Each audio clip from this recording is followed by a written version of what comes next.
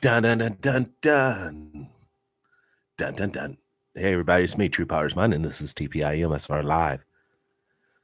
Today, what a powerful day.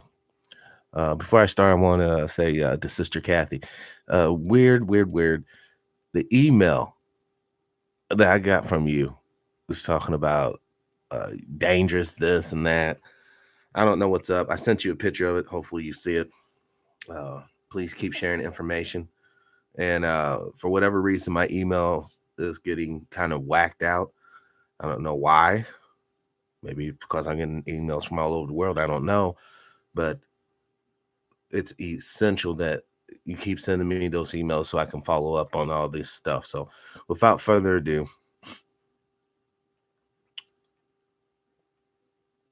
let's do this.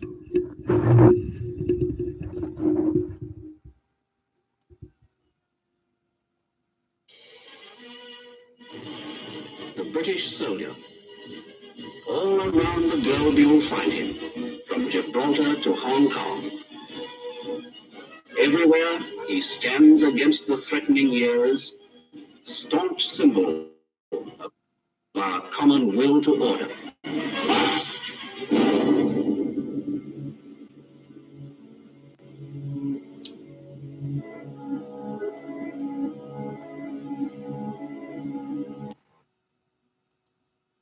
Its army is conquered, and its bankers proclaimed the might of its currency.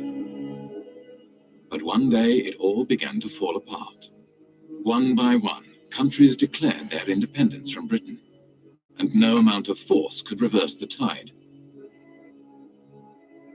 As British elites saw their wealth, privileges, and empire disintegrate, they began to search for a new role in a changing world, and they found one in finance.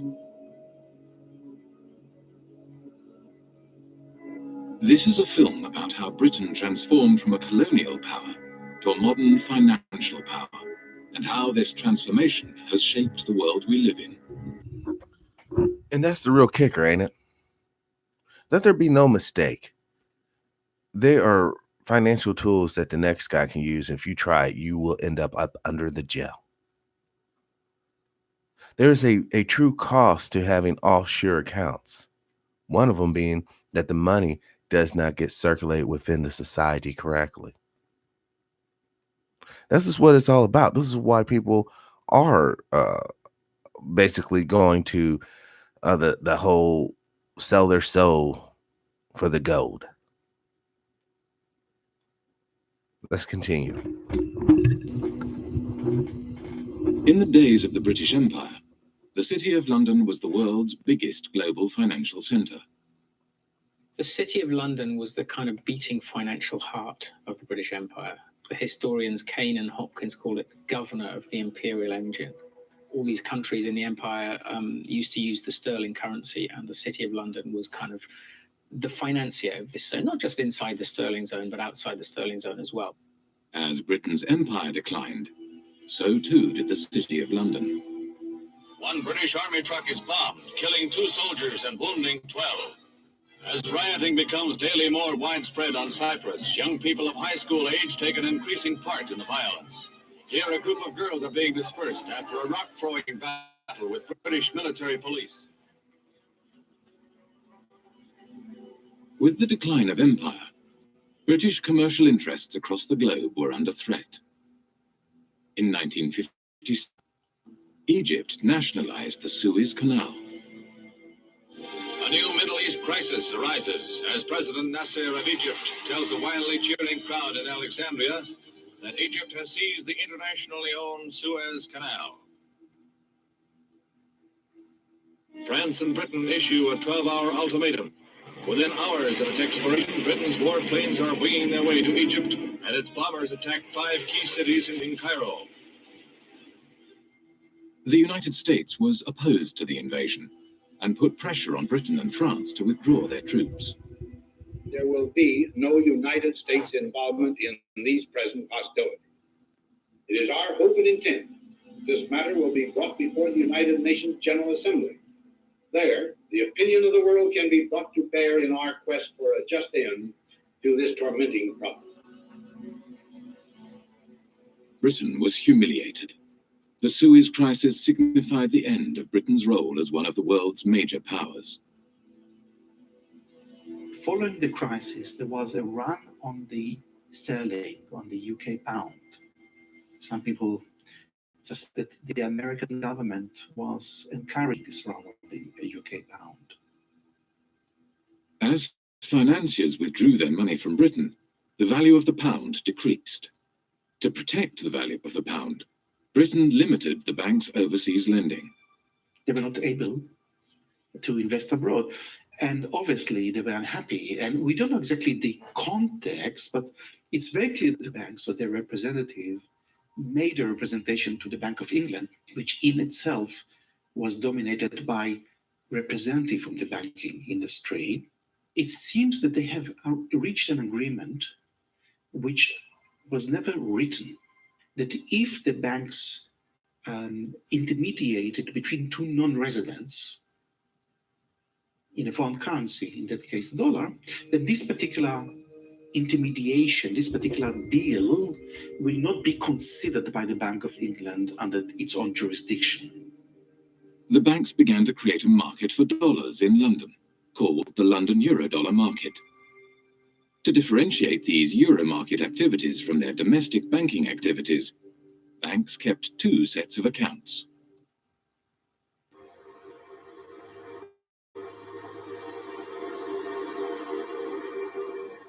Worldwide, developing countries lose over $1 trillion every year in capital flight and tax evasion. Most of this wealth flows into large Western nations, like the United States and Britain, and enables their currencies to stay strong, whilst developing nations' currencies remain weak. But illicit flows into Western nations also had another unexpected side effect. The economies of the United States and Britain began to financialize. The origins of this financialization, or deindustrialization, go back to the 1960s. Anti-war demonstrators protest U.S. involvement in the Vietnam War in mass marches, rallies, and demonstrations. President Johnson, meanwhile, let it be known that the FBI is closely watching all anti-war activity. In the 1960s, U.S. economist Michael Hudson was working at Chase Manhattan Bank on Wall Street as Chase's balance of payments economist. During the 1960s, the United States balance of payments deficit was entirely a result of foreign military expenditures. Dollars were flowing out of the United States as a result of the cost of the Vietnam War. The United States attempted to prevent the dollars flowing to Vietnam from being deposited in foreign banks. The government asked Chase to set up a branch in Saigon during the Vietnam War. And as you can imagine, it didn't have windows. It was sort of a fortress. It lost money, but the government went to Chase because it said, if you don't get this money that's being thrown off by the military in Vietnam, then it's going to go into French banks. It'll get to General de Gaulle, and you know what he's going to do every month. He's going to cash it in for gold. That's what the United States was trying to stop. The US was not successful in stopping the outflow of money, so it began to hatch a different plan. In 1967, Michael Hudson was handed a memo by a former State Department employee. In 1967, I was given by a former State Department employee in the elevator at Chase Manhattan a memo from the State Department urging that Chase Manhattan would take the lead in helping the United States become the Switzerland of the world, meaning the flight capital. The State Department, through Chase, asked me to estimate how much money do you think is available if America were to become the new Switzerland, and how do we do it? The plan was to organize offshore banking centers in the Caribbean and elsewhere, and the hot money wouldn't come directly into Chase because that wouldn't be nice and very legal. What happened was that the Latin American criminals, other criminals, drug dealers, all sorts of organized crime would put their money in the offshore Caribbean banks, and these offshore banks would then deposit the inflow in the head office. By moving offshore dollars back into the United States, the US was able to stop the outflow of dollars and support the value of its currency. Every country looks to its foreign exchange rate. And the foreign exchange rate is not only imports and exports, it's capital movements. And if you look at the International Monetary Fund's monthly international financial statistics, you have sort of a steady balance of trade, a steady immigrants' remittances. What goes up and down are called errors and omissions. What the United Nations and the IMF call errors and omissions are flight capital. It's the reason that it's omitted is they don't like to really look at this. In the 1930s, Roy Ovid Hall, economist for the U.S. Commerce Department, wanted to include criminal movements in the balance of payment statistics. And Congress got very upset. I was told in Washington, the argument was, we're a Christian country. We don't want to report crime. It's just, don't look at it. And they forbid him to include criminal money in the balance of payments. I guess now you call it errors and omissions. You don't call it criminal inflow and outflow. In the 1960s and 70s, Britain was faced with a similar dilemma as the United States.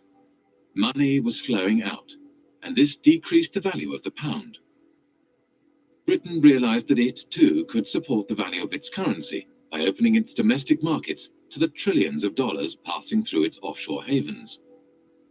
But just as in the United States, this had an unexpected side effect. Let's be honest. The reason why these offshore entities are allowed to exist is, how do you think MI5 and MI6 operate? Just like here in the United States back in the 80s after the Iran-Contra affair, the intelligence community realized it's better to use black funds, basically dirty money, to operate on. Therefore, you don't have to go before Congress and explain what have you been doing with all the taxpayers' dollars. This is what I speak of when I commonly say the war of attrition. It should be the economic war of attrition, because of the fact that they have all the money. Money equates into technological advancements and military proficiency. Without that three elements, the modern nation state would not exist. You will be conquered by rivals who subscribe to these three tenets. Folks, we are quite literally at the crossroads. Once again, whenever the people in power shows you the method that got them into power, it's already old news. It's already dead. Something new is already here. And you're just unaware of that new entity. Let's continue. The British banks today, just as in the 19th century, don't put their money into British manufacturing. They put their money into real estate speculation, into financial speculation, foreign currency trade. So the financialization of London has helped deindustrialize the country, because it's enabled sterling to be supported by this huge inflow of hot money, this inflow of drug dealing money and criminal money and tax evasion money all over the world that is going to London instead of going to Switzerland, Liechtenstein, or the Caribbean.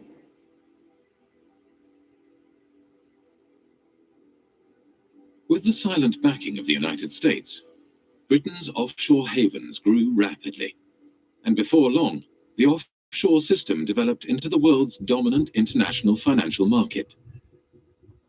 Few were aware how this market functioned. In 1986, economist John Christensen went offshore to investigate. He applied for a position at the Jersey office of one of the world's major accounting firms. At Deloitte & Touche, I was working in what's called company and trust administration, straightforward offshore stuff. I went offshore specifically to work in that area, because that's where you're dealing with the offshore companies, the shell companies, the offshore trusts, and you're administering them. That way, I could see from working inside a big global accounting firm exactly what the clients were doing. I had complete access to all the client files. And over the course of my period of working with Deloitte & Touche, I investigated over 100 of their clients offshore, and this is what I found. There were some insider traders, some market rigging, some avoiding disclosure of conflict of interest, illicit arms trading, illicit political campaign donations, contract kickbacks, bribery, fraudulent invoicing, trade mispricing, and at the bottom, tax evasion. Okay? This is what the clients were doing. On the basis of a sample of the clients that I looked at, not a single client was involved in what I would regard as genuinely legitimate activity. They were all involved in some kind of tax dodging or worse. I met with Carl Levin. He used to be an American senator, and he made a lot of inquiries into private banking, asking questions to the bankers. What do you think the percentage is among your clients that are using these companies for legitimate purposes? And the answer was, I believe that 99.9% of my clients are using these companies for illicit purposes. This is a reality. This is American bankers telling what they are doing. And it's exactly the same thing with UK bankers helping their clients to have accounts in Panama or in Bermuda or in Cayman Islands. Secrecy jurisdictions are heavily used for fraudulent and grey area financial activities. Areas where secrecy is not just desirable, but a necessity. Legitimate financial activity has no need for the secrecy offshore havens provide, nor a desire to pay the high fees offshore banks and law firms charge. Today, close to half of the world's secrecy jurisdictions are British dependencies. In public, these jurisdictions claim they are transparent and their financial services sectors are engaged in legitimate financial activities. Our economy is not based on secrecy. It's based on transparency. It's based on a sound regulatory environment. It's based on... And this is what I'm talking about. You can't escape this. What the city of London ultimately is, for those who understand, is the epicenter of white supremacy financially. How many Lord Mayors of the city of London was melanated? How many of their guild, I guess, members are melanated? It's probably 99.9% non-melanated folks running it. And the way it works, they take over these little Caribbean or melanated countries. They set up these secret banks. So then all the wealth that they're gathering from all over the world, including Kemet, goes into that system. And now it's so bad that that system is basically what's driving the whole global system. So what I'm ultimately trying to get at to you guys, thank you, Most High. This is why the next depression is coming. As more and more people who realize the information I'm sharing with you today is true, and they start questioning their leaders to check into these offshore accounts, and when they ultimately are destroyed or reined into whichever country they should be in, that is going to crush the whole system, and you guys will see the Great Depression 2.0. Let's continue. Good governance and good government with a British government legal system. That's what our financial institutions are based on. Well, tonight we have a response from the head of Cayman Finance after a group of U.S.-based anti-tax evasion activists announced plans to travel to Cayman to draw attention to what they feel is corporate tax evasion. Finance chairman Mr. Richard Cole says he's encouraging the group to visit and says our financial sector has nothing to hide. I would say if anybody wants to come to Cayman to find out what's coming, what we do here, come on down. We have no secrets here. When I went to the Cayman Islands back in 2008, I think it was, I called the government spokesman. He said, okay, we have had an order from on high that nobody is allowed to speak to you. You are off limits. much In for those secrets. 2011, journalist Nicholas Shaxson released Treasure Islands, a groundbreaking book about the offshore system. The author of a series of international media reports says he would welcome a debate with Cayman Finance Chair Tony Travers. Mr. Travers recently called Nicholas Shaxson an imbecile with the understanding of an 11-year-old. There are always going to be the politics of envy. Now, the politics of envy are exacerbated by imbeciles who don't actually understand what's going on in the Cayman Islands. I don't know what he's talking about. And furthermore, he doesn't know what he's talking about. The Cayman Islands is the 5th largest financial center in the world. It hosts 80,000 registered companies, over 3/4 of the world's hedge funds, and $1.9 trillion in deposits. It has a population of 60,000, roughly equivalent to New York's homeless population. And roughly, and then didn't you hear 80,000 banks? That's like 1.1 bank for every person in that little nation.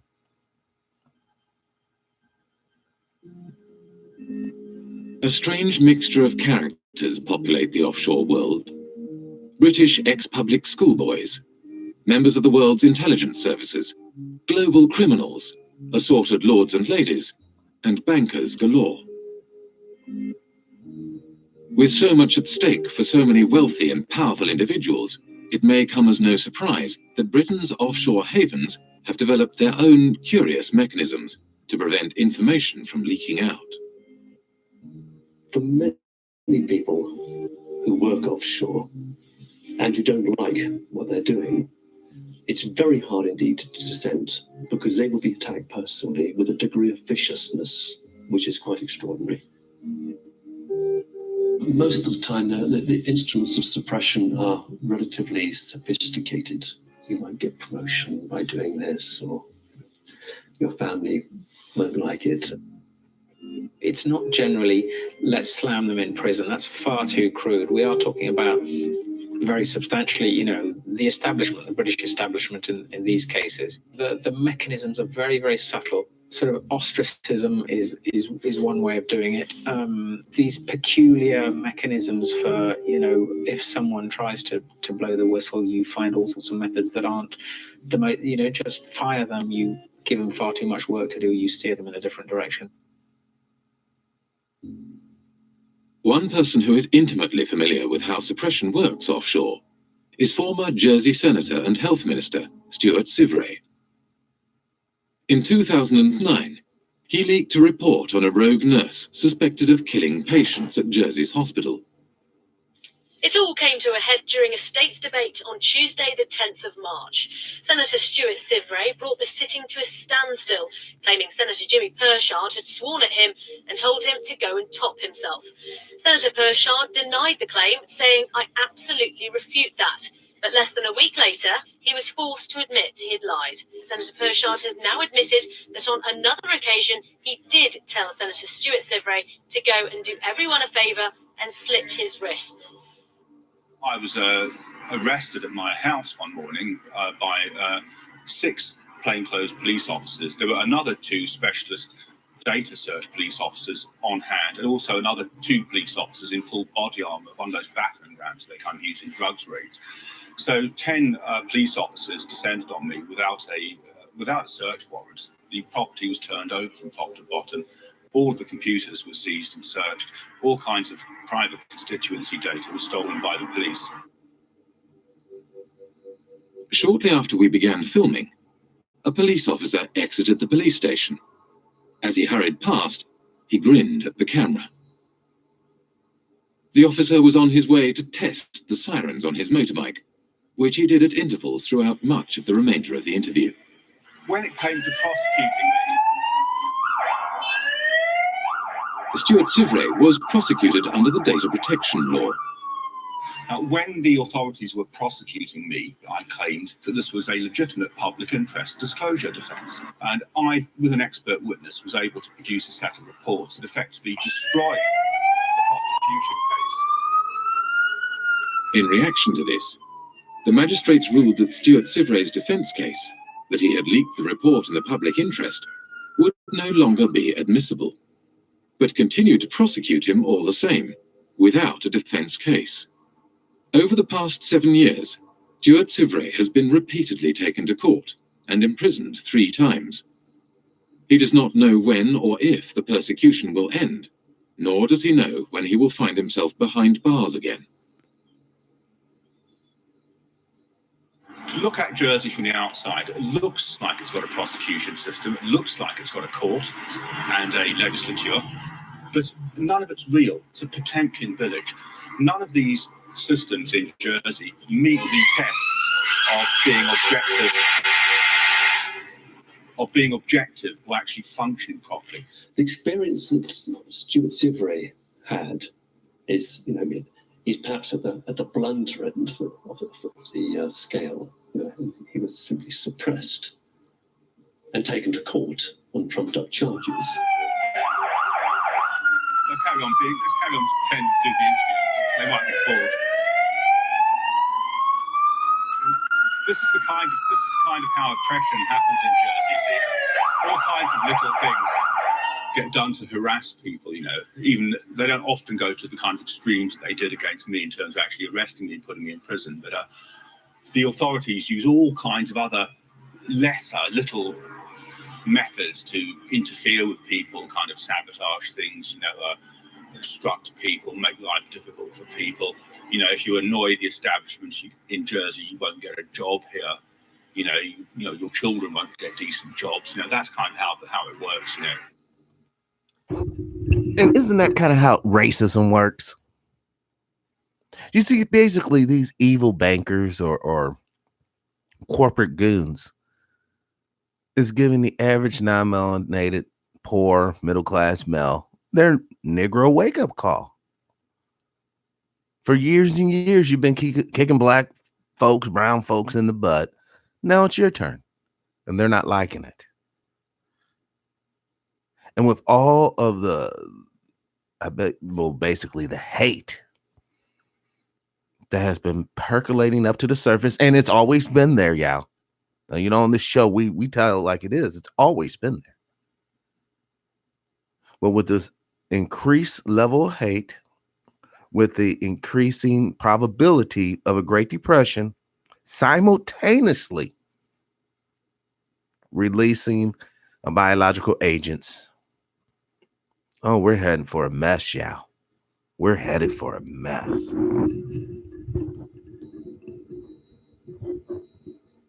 I went to Jersey in March 2009 with Nick Shaxson. About 24 hours after we arrived in Jersey, we were there for several days. Nick said, have you noticed that we're being followed? Ever since we arrived at the airport, we've been followed. He said, don't look now, but we're being followed now. It turns out he was quite correct. We were being followed. And I found that very disturbing indeed.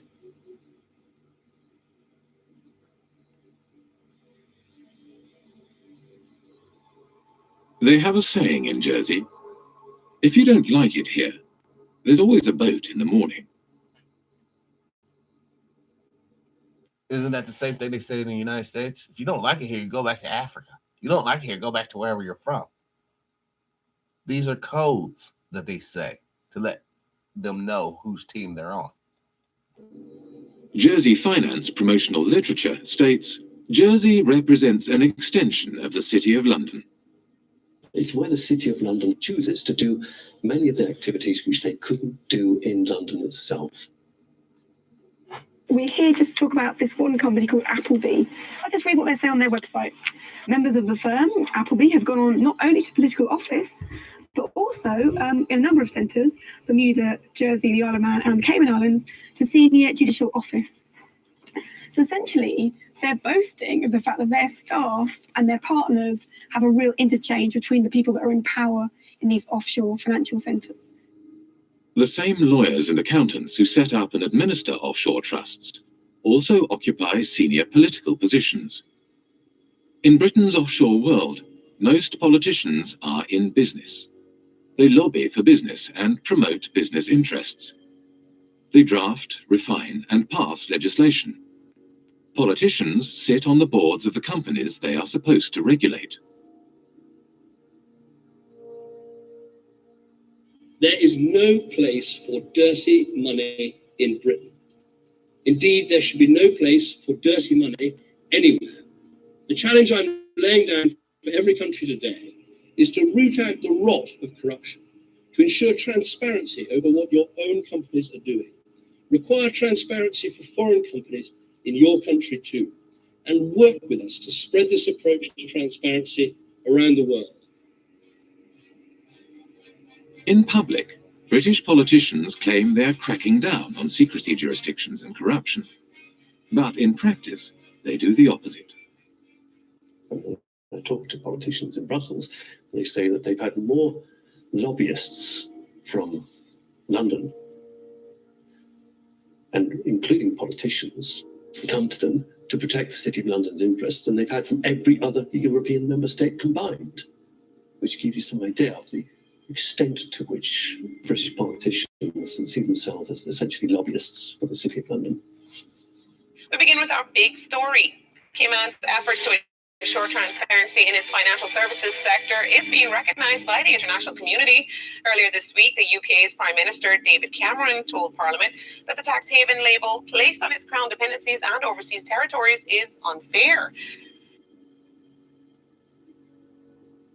Many British politicians have personal and business ties with the City of London and British secrecy jurisdictions. Former British Prime Minister David Cameron's father, Ian Cameron, was an expert in offshore funds and was involved in offshore trusts from the 1980s onwards. At this courthouse behind me here in St Helier, we found this. It's a document called a grant of probate, and it's attached to the English will of none other than Ian Cameron, David Cameron's father. How are you? Good to see you. Ian Cameron was certainly a wealthy man. In 2009, his personal fortune was estimated by researchers for the Sunday Times Rich List at £10 million. Yet, when Ian Cameron died in 2010, his estate was much smaller than might be expected, just £2.7 million. In many cases, it's the politicians and their cronies and their families and so on, and the business people who sponsor the political parties who are using these offshore services themselves. So they've got no personal interest in closing it down. If they wanted to close it down, they could do it tomorrow. The fact of the matter is they don't want to do it because they themselves are complicit with the process. If you come from the same kind of background, you know the right people, then all the kind of legal niceties will often fall away. You can get away with doing all sorts of things that they wouldn't just let any old person. You know, if you came knocking on the door saying, can you set up an offshore company to do this, they'd tell you to get lost. But if you're part of the networks, you can do these kinds of things. So that's a very important part of the whole system. Upper class British public school kind of establishment that has been there since, for centuries. The British establishment, an old boys' network of privileged elites, had carved out a lucrative niche for themselves in the offshore world after the demise of empire. They transformed themselves from administrators of empire into financial handlers for the global elite and multinational corporations. As more money flowed offshore, societies around the globe began to feel the impact of the offshore world. The reality is not what you believe, that your prime minister has the power to decide on the future of your country. The power is hidden here. We have country after country around the world where the lack of financial transparency about taxation, about ownership, about corruption has undermined the extent to which governments deliver representative policymaking for their citizens. We have extreme cases like the hiding of tax evasion by people in finance ministries in Greece, in France. But we also have this system that in general is geared towards anonymous company ownership, the anonymous ownership of properties across London, of half of the land in Scotland. Do we really think that... Did you hear that, my friends in Scotland? You're not getting independence anytime soon. I'm sorry, but half your land is owned by these people. And they also, all the basically dispossess people of the world. All your wealth that was ill-gotten gains is put into these offshore trusts. It really is just that simple.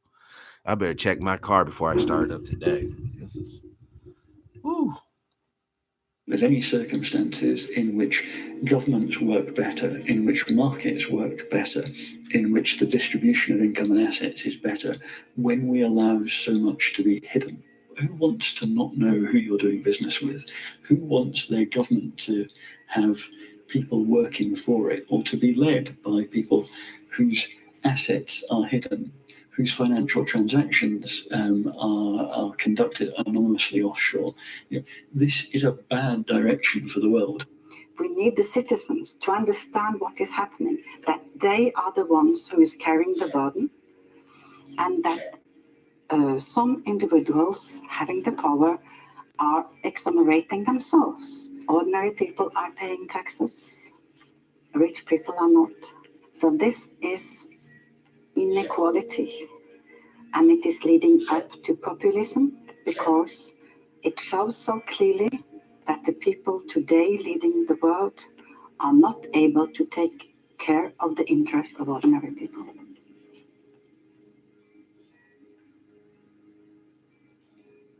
Back in the 60s and 70s, tax evasion or pushing back against taxation, it was kind of seen as anti-establishment. So, the Rolling Stones and Phil Collins, all these people kind of going offshore, going away. It was seen as a sort of rebellious thing to do. And if you fast forward to the present day, now that is the establishment. The offshore system is the establishment. Like Mark Manheim always says, you think you're fighting the system, but you're doing exactly what the system wants you to do. Today, offshore is the way elites and multinational corporations conduct their affairs. Tax evasion is the way business is done. This kind of sophisticated cheating requires a huge infrastructure. We like to talk about the pinstripe infrastructure of highly educated people who think it is their right to help others to cheat societies. We have a new mafia in town. It does not actually shoot people, it does not put bullets in their kneecaps, but its trade is just as deadly. It deprives people of opportunities to have healthcare, education, security, justice, and essentially a fulfilling life. Now, isn't that the result of systemic racism as well? Like I said, these people are getting their Negro wake-up call. Accountants form the backbone of the offshore system. They administer the structures that allow individuals and corporations to shift their money offshore and evade taxes. There are about 2.5 million professionally qualified accountants on this planet. About 330,000 are in the UK. Well-known people, well-dressed, well-fed, highly paid, are sitting in city centre offices, and they are paid to dream up tax avoidance schemes for individuals and for corporations. We can all elect a government which says, vote for us, we will give you better healthcare, better education, better security. And next day, accountants say, sorry about that, folks, you elected this government, but we actually got a tax avoidance scheme, and the Amazons and the Googles and Microsofts won't be paying any taxes in your jurisdiction. Too bad. You voted for it, but actually you're going to get something else. So it's a crazy world that part of the business model of big accountancy firms is how to deny public the services by erosion of tax revenues. And these firms are then rewarded with government-funded contracts, and the same firms are then advising local governments and the central government, and the same firms then report on the company accounts and tell us all is well. When I argue this with a Pricewaterhouse partner in a face-to-face debate, he said, Professor Sicker, you never give us credit for anything. We generate millions of dollars of revenues, and we have lots and lots of satisfied clients. What is your problem? And my response was very simple. That's the language of drug pushers and pimps.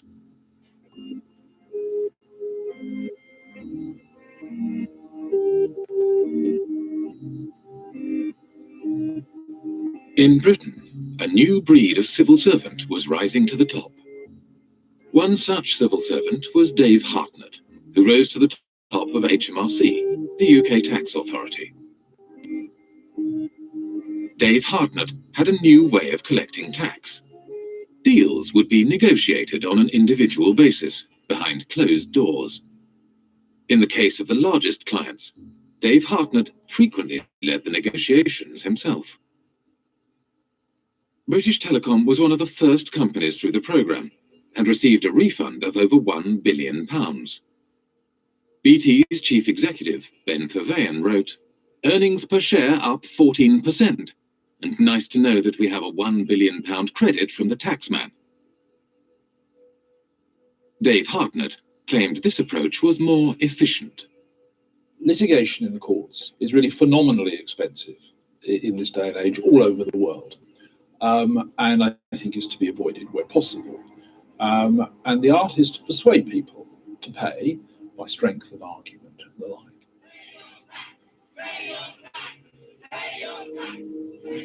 After protests erupted in 2011, the Treasury... All right, I want to make this explicitly clear. Only peasants pay taxes. The lords, the counts, the barons, the kings, the emperors, they're above it. I'm sorry. You better internalize that, peasants. Select Committee questioned Dave Hartnett.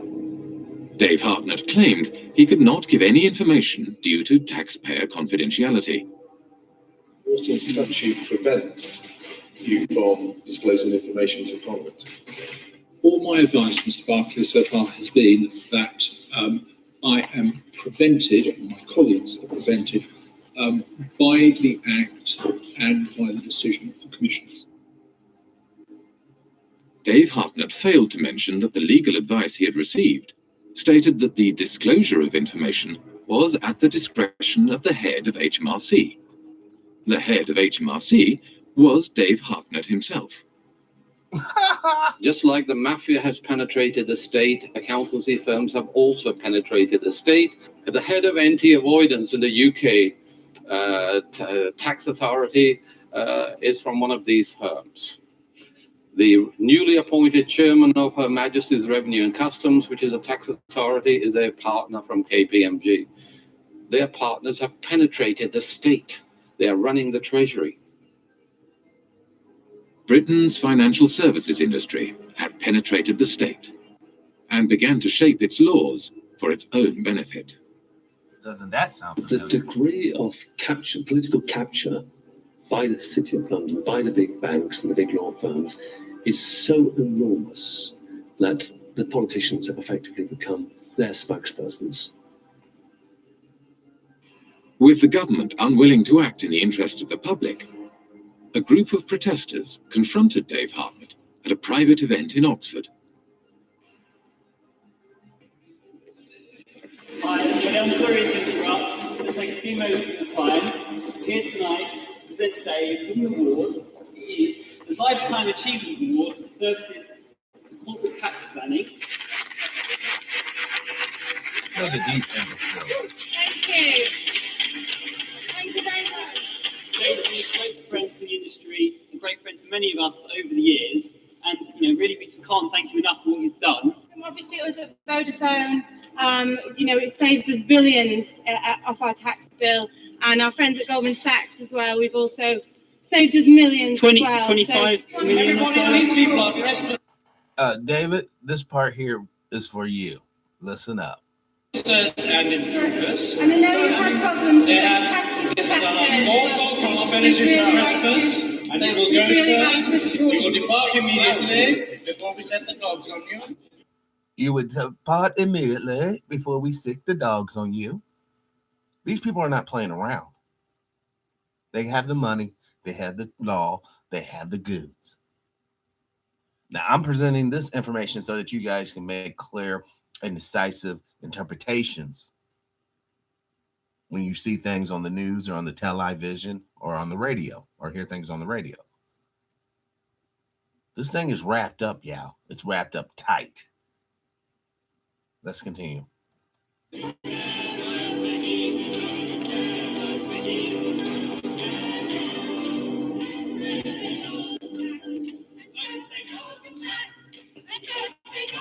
And how many melanated people do you see at that table, at that little shindig? Not a one.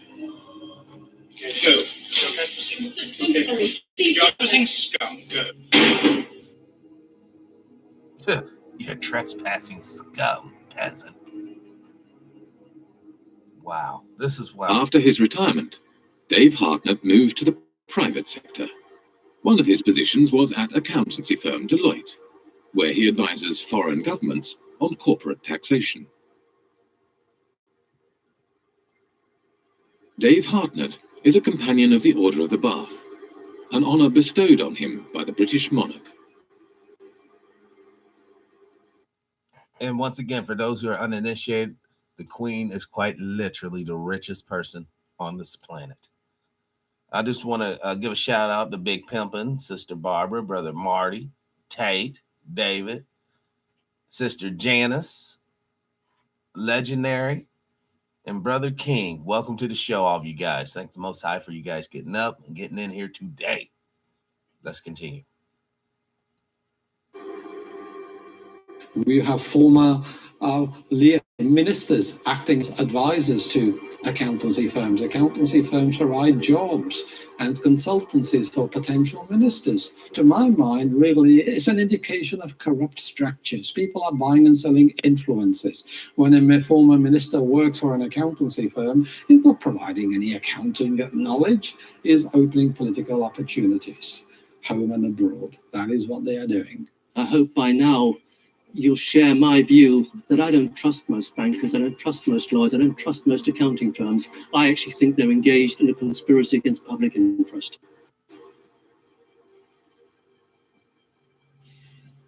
In Britain, secrecy and complexity in finance and government help to obscure corruption in public office. Financial structures are often so complex that even after they are publicly revealed, they are not widely recognized for what they are. An example of this is PFI, the Private Finance Initiative. PFI is Private Finance Initiative. It is a way of funding public infrastructure, things like hospitals, schools, roads and bridges, but financing them via the private sector rather than the historical method, which is via central government. Over a period of 30 or 40 years, the amount of kind of repayment costs will be sort of 3 or 4 times higher overall than if you borrowed it from central government in the first place. So it's basically a giant accounting scam. Once the PFI policy has been set up, you find that the big 4 accountancy firms were actually paid members of staff within the Treasury Department who were then actually going around and selling and advising upon the implementation of PFI contracts by public authorities. Effectively saying, come to us and we will show you how to derive the most benefit from it. In other words, how to perhaps exploit the legislation. Even the offices of the state tax authority are now owned offshore. HMRC, which is the tax collector here in the UK, their offices are owned in Bermuda by a company called Mapley Steps. It's quite incredible. The company that owns the PFI contract to run HMRC's head office borrowed money from offshore investors at 15% interest. Peace and power, Sister CJ. Welcome to the show. It's good to see you. Because the interest was so high, the company was losing money. Therefore, it did not pay tax. In 2011, HMRC could not prove that any PFI company was paying any tax in the UK. I think we need to have a serious conversation about the role of government in this whole debacle and how much our government has been penetrated by big banks and accountancy firms, and ultimately in whose interest it operates.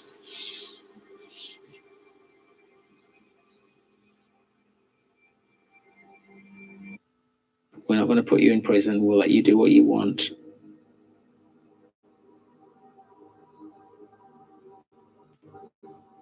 Light touch regulation was one way of attracting business to London. Another was secrecy.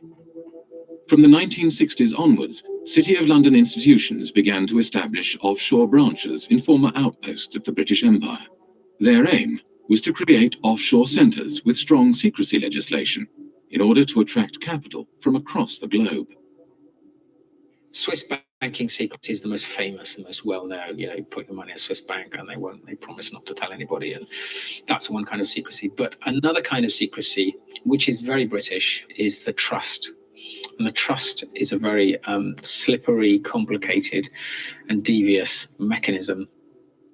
Trusts emerged, the legend has it, from the time of the Crusades, when the knights would go off and fight in foreign lands, and they would leave their assets in the care of trusted stewards.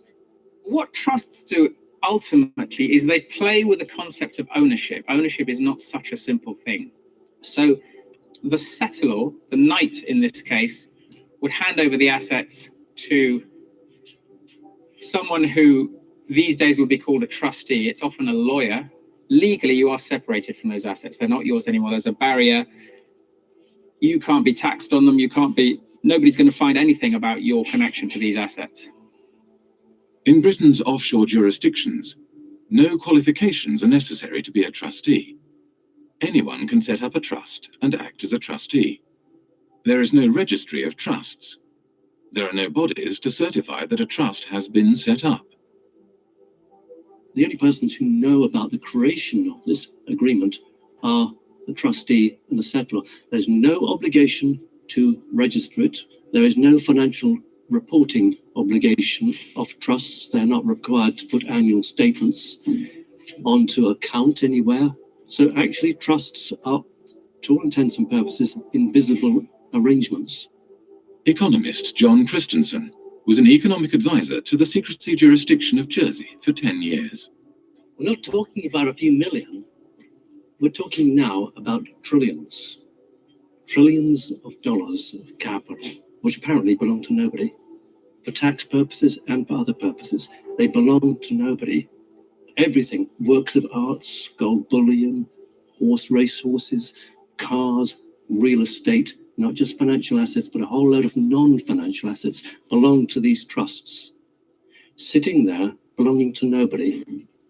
Now think that one through, because we are talking about maybe as much as $50 trillion. Yes, think that one through. Brother Al. Hopefully he makes it home safe. Brother A1, peace and power. Welcome to the show. Mad Jack, peace and power. Welcome to the show, brother. Listen, y'all. The reason why I brought this to your attention, when you look at and you see the homeless people, remember, their money is not in their pocket because it's in a trust, tucked away on some sort of hidden program on some foreign shore. When you see dilapidated buildings and road crumbling infrastructures, remember, the money to repair all that is in a trust somewhere. When you think about issues such as reparations or economic viability for young men and women, melanated, non-melanated, all over the world, remember their money that they were disinherited, dispossessed by. It's all in a trust somewhere. Once again, in secret, on a foreign shore. Economic viability is essential to liberation. They both go hand in hand. Until we understand the method of the thing that we're dealing with, we can never constructively combat it, nor have any hopes of overcoming it. Hopefully today, this will be the first step on the journey to liberations for the new people. Please do your own research. It's not hard. This information isn't hidden, other than you, instead of typing in Kim Kardashian's fat ass, you got to type in hidden money. But it's entirely up to you. And I suggest before the end of this month that whatever information you find, you get it and you put it on a memory stick, because the internet, or at least YouTube, is fixing to change come January. A lot of these programs that I've been showing you guys will not be available, more than likely. Because like I said, once the method is revealed, the hammer is coming down. The past few days, I've been showing you guys method after method after method. Now, hopefully, you guys are getting a more almost military-like understanding of the situation we're in. These people in the city of London, people talk about the Vatican. People talk about the Illuminati. Talk about the city of London. Talk about how their dealings impact most of the Western intelligence community. So when you have those old intelligent agents, when they retire from the government position, they're going to the private sector. They know how to keep a secret, right? It's almost as if they're trained to be the bankers' guard dogs. Like old boy said, you are trespassing and you must leave before we sick the dogs on you. Well, my friends, you may think that you're in your house, but if you stop paying the taxes on your house, you're trespassing. That's not really your property. And don't you find it funny, peasants? You have to pay taxes on your little bitty shanty shack compared to their mansions. But these rich people have all the mansions, they have all the estates that they can, to show you how fucked up this world is. If you're a rich man, you can take a whore with you to any place in the world on any airline, fly first class, and all you have to do is say she's your secretary and you get a tax break. This is how this thing works. So you keep on playing your stupid ass games. You keep on acting as if all this is some sort of conspiracy and it's not real. Then, my friend, when you find yourself rolling down on the train, because all this is still related to the train and the ovens, it's going to be an easy bake for sure. But it's going to be you and I being turned into ash. I'm almost fearful that time has already elapsed. And basically, at this point, all we're doing now is prophecy reassurance, basically. Because we all know people are not going to unite. There's too many goons among us. There's too many people that, you know what? I don't know what you people are about. I better stick with what I know. So I'm just going to go ahead and sell my soul for these ducats, these pounds, these euros, these rubles, this gold, this platinum, this cryptocurrency, this Bitcoin. So, when we look and we see without a shadow of a doubt that the reason why so many men and women and children are suffering today isn't because they're not good people. It isn't because they have good, strong work ethics. It's because they are not part of the bloodline of the worthy and chosen, the true nobility, the real kings and queens of this world, not your pretenders to the throne. I'm talking about the real kings and queens with crusts and armies and everything. You better wake up. God made men and women. Men and women make kings and queens, damn it. And kings and queens makes the elites and they make the fucking peons, the peasantry, the serfs. Now, I don't know about you guys, but I'm thinking it's about high time that men and women stand up and say no more. If you want to be a king or a queen, be one in your own little head. But as far as us bowing down to you, no, sir, no, ma'am. There's enough room on Mothership Earth, and this planet is most certainly a spaceship, without a doubt. We have food, we have water, we have air, everything we need to exist in this 3D dimension, but it's all been debased. It's all been basically subverted. And now we quite literally live in a situation where imaginary lines control our real potential. I want with this program to educate people to the reality of this thing, not for some sort of, oh my God, we're going to grab our pitchforks. Pitchforks time's over, folks. Go out there with your pitchforks and you're going to meet a 30 caliber mini machine gun. It's going to cut clean through the pitchfork and you. What I'm asking sincerely and from my heart is that you people out there, and you guys know who you are, you focus your spiritual energies on what we're talking about here. And we might just get a respite. We might just turn this thing. But if we don't want to do that, friends, you're just one bad decision from oblivion. There is a human being right now on this planet, right now as we speak, sitting in the office. To their right, it's a small little basket with important papers. To their left is a bowl of candies. And right in front of them, on a little computer device, is enough information, enough financial data to free every man, woman, and child on this planet. They're not going to give it up. You wouldn't give it up if you was in that situation either. We have been indoctrinated by our schools to believe a certain way, and the certain way of believing only reinforces the system that's already in place.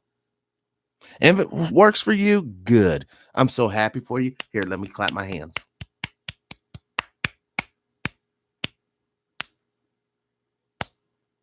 But if it doesn't work for you, welcome to the family, friend.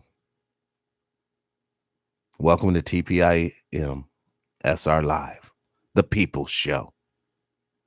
I want to thank all the new viewers from all over the world. Thank you, thank you, thank you. I mean, you could be watching anything from race cars to soccer to whatever, but you would like to watch this program, and I'm grateful and thankful.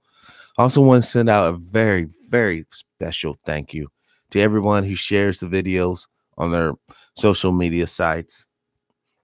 Without you guys copying and pasting this link on this show, we would not be growing the way we grow. Like I said last week, I am going to redouble my efforts to make up time that I had to take. But I understand, even though I have suffered personal loss, there's greater loss occurring. And for whatever reason, the universe has allowed my voice to carry throughout the wilderness. I am humble to that fact, and I'm respectful of that fact because I'm respectful of you, the listener, and the viewer, and the chatter, and the supporter. I just want to say thank you, thank you, thank you yet again, because this gives me hope that if we touch the right person, the right group, we can facilitate a change we all could be proud of. We can facilitate a world where you don't have to wait until you perish to enjoy a little something, something. And with that being said, this will conclude TPIM SR Live for today. Well, at least for this segment. Who knows? I might have another show later on. I will be calling Mark from Anaheim today. So if you have any questions for him, just shoot me over an email. True Power is Mine, TRUISPOWERMINE